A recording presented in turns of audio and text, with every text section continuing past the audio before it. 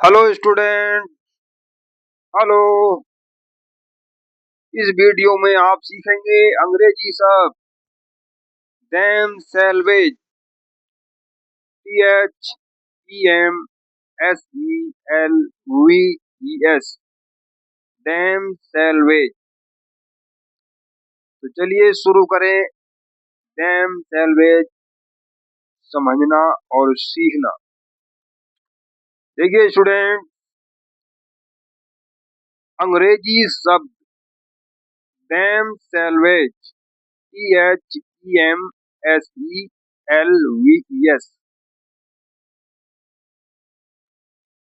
अंग्रेजी शब्द them salvage अपने दो कारणों के लिए वाक्य में प्रयोग होता है।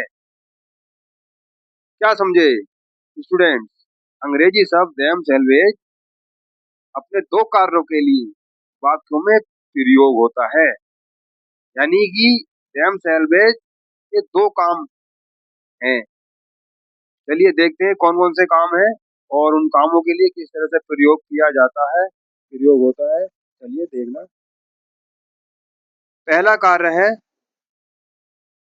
एक से अधिक व्यक्तियों, जिसमें कि पुरुष, स्त्री यानी महिला आदि शामिल हैं। व्यक्तियों में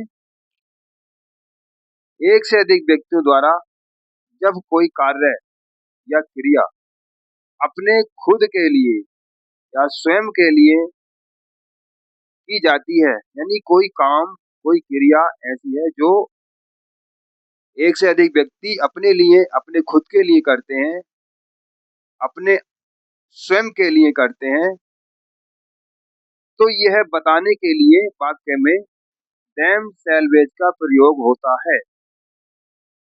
जब एक से अधिक व्यक्ति, यहाँ पर आपको ये ध्यान रखना है कि एक से अधिक व्यक्ति हो या वस्तुएं हों, कोई ऐसा काम जो वे खुद अपने लिए करते हैं, तो ये बताने के लिए उस वाक्य में देम सैलवेज का प्रयोग होता है। तो चलिए अब हम इस चीज को एग्जाम्पल देखकर समझने का प्रयास करें। अब यहाँ पर देखिए, ये दिया गया है द प्लेयर्स।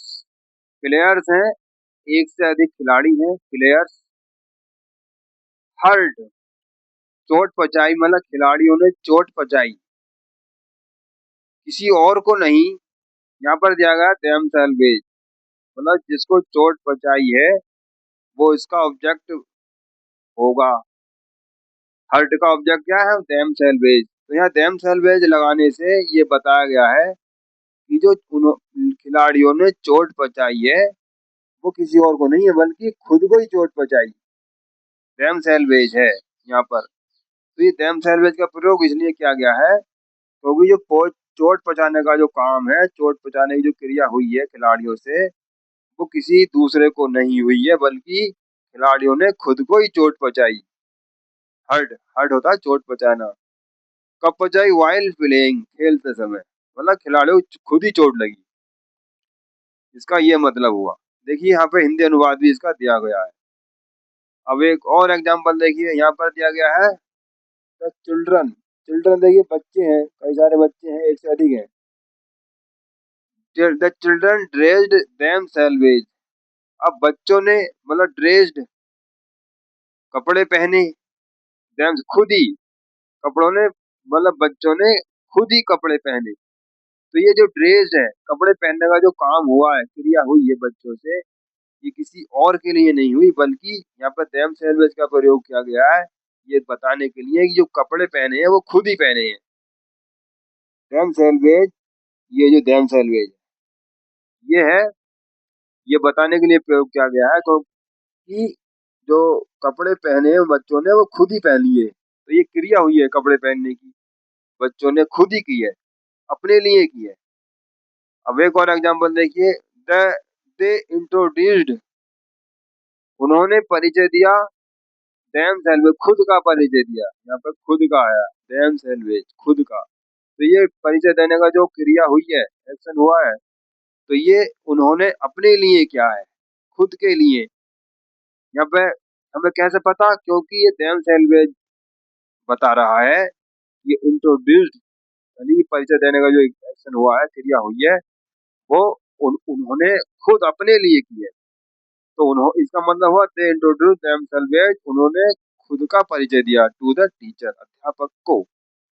चलिए अगला एग्जांपल देखें। द बॉयज, बॉयज देखिए एक से अधिक है बॉयज, यहाँ पे ये प्लूरल फॉर्म में है नाउन बॉयज।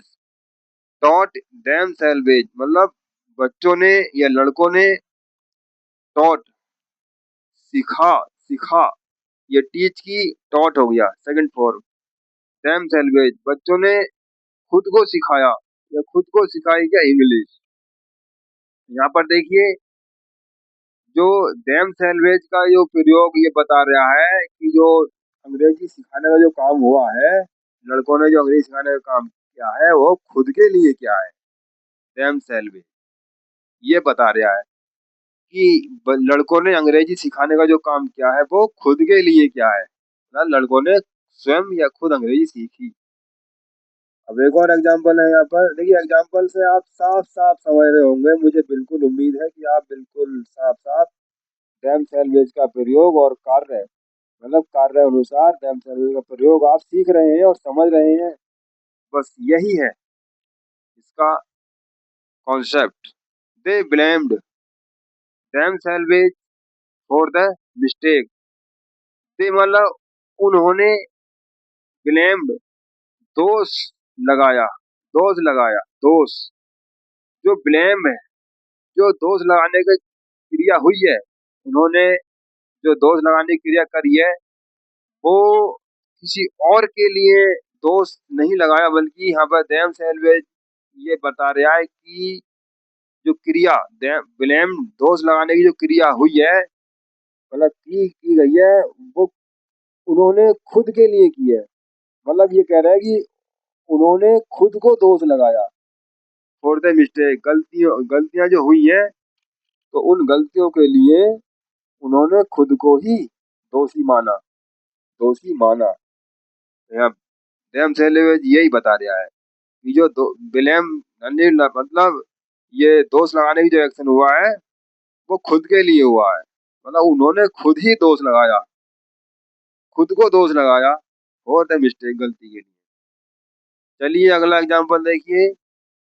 द वर्कर्स, ये जो वर्कर्स हैं मतलब मजदूरों ने प्रोटेक्टेड किया, मतलब सुरक्षा या बचाया, प्रोटेक्टेड देमसेल्व्स मतलब ये सुरक्षा या बचाने का जो काम हुआ है, जो क्रिया करी है वर्करों ने, वो किसी और को बचाने के लिए नहीं, बल्कि यहाँ पर देमसेल्व्स लगाया है ये बताने के लिए कि जो वर्कर हैं, जो मजदूरों ने जो अपने मतलब बचाने का काम किया वो खुद के लिए किया है, मतलब वर्करों ने या मजदूरों ने खुद को बचाया, प्रोटेक्टेड, खुद खुद मतलब खुद को सुरक्षित रखा फ्रॉम द रेन, बारिश से। इसका मतलब है मजदूरों ने बारिश से खुद को बचाया, किसी और को नहीं बल्कि खुद को।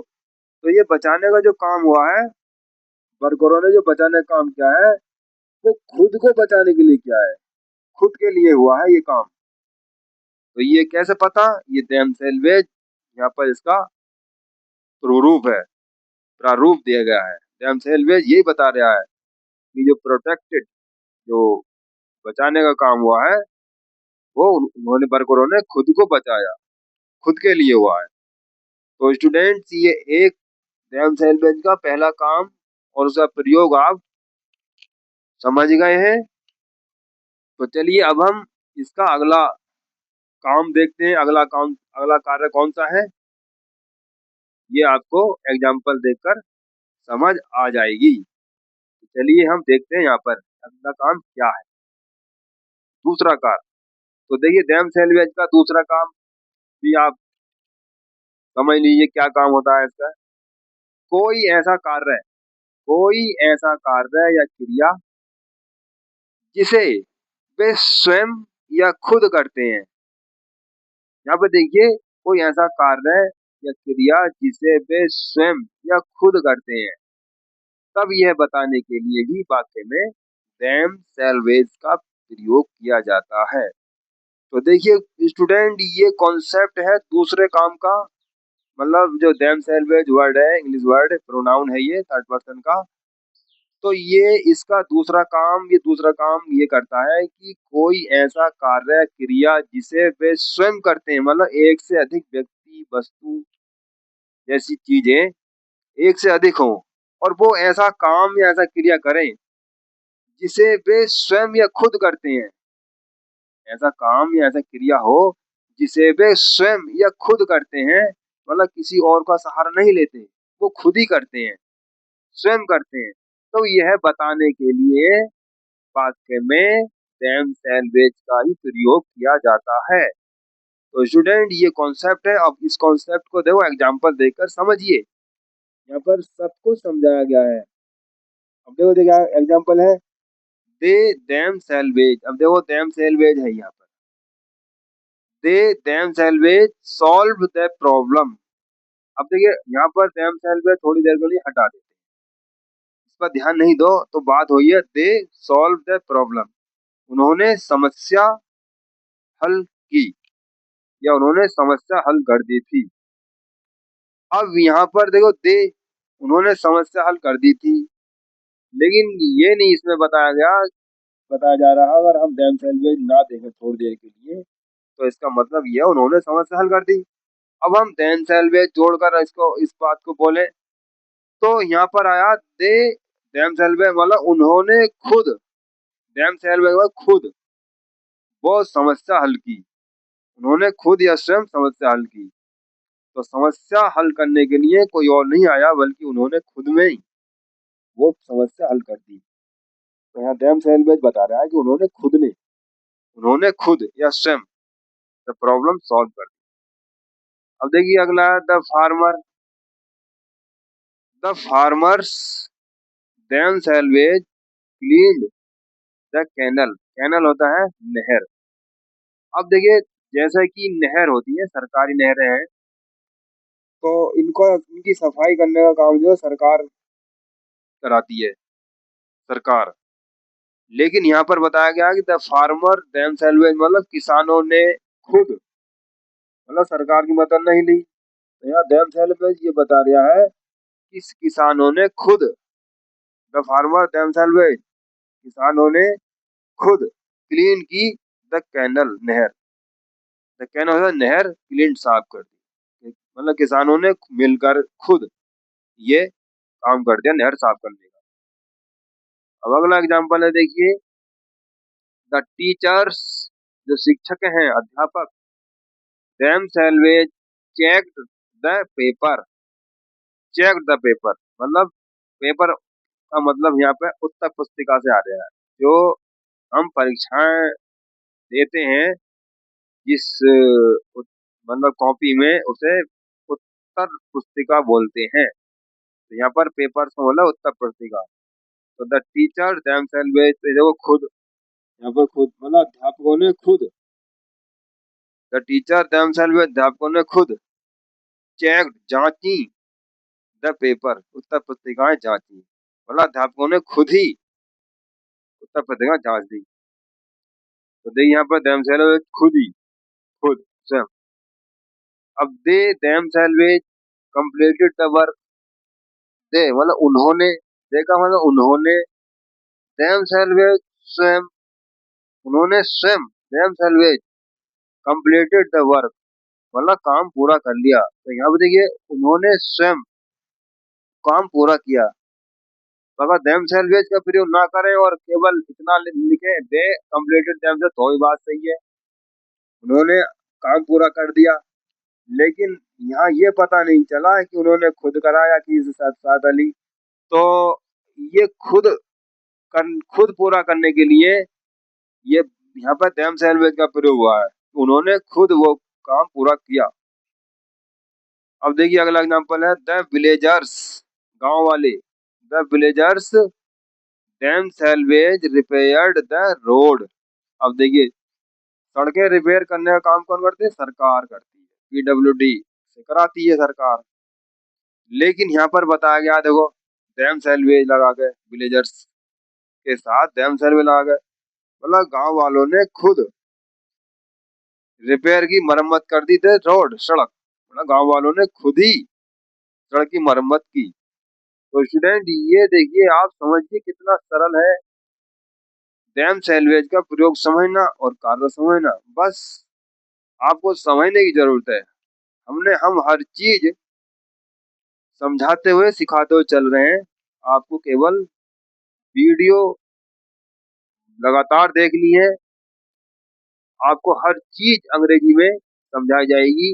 हर चीज, कोई भी चीज, कोई भी शब्द ऐसा नहीं रहेगा जो आपको समझाया ना जाए और जो आपकी समझ में ना आए, इस तरीके से जैसे कि हम आपको समझा रहे हैं। तो स्टूडेंट्स, एक और एग्जांपल है, ये देखिए, दे देम सैल्वेज प्लांटेड पीज ट्री, ये पौधे या ये पेड़ प्लांटेड लगाए थे, उन्होंने उन्होंने ये पौधे लगाए। अब यहाँ पर देखो, डैम सैल्वेज का प्रयोग भी हुआ है ये बताने के लिए कि उन्होंने खुद उन्होंने खुद ये पौधे लगाए। कई सारे लोग होंगे, उनके बारे में कहा जा रहा है कि उन्होंने खुद ही वो पौधे लगाए। अब देखिए, they them salvage built the house, they them salvage built the house, they built the house, मतलब उन्होंने घर बनाया, उन्होंने घर बनाया। लेकिन यहाँ पर देम सेल्वेज भी आया है, इसका ये मतलब है कि उन्होंने खुद या स्वयं, देम सेल्वेज का मतलब है स्वयं या खुद, उन्होंने खुद या स्वयं घर बनाया। तो स्टूडेंट्स, हमने यहाँ पर देम सैल्वेज और उसके कार्य और वाक्यों में कार्य अनुसार प्रयोग ठीक से समझा दिया है, बता दिया है। आपको इसे अब समझना है और सीखना है। ये यहाँ पर इस वीडियो में देम सैल्वेज के बारे में कोई ऐसी बात नहीं रही है जो समझाने से छूट गई हो।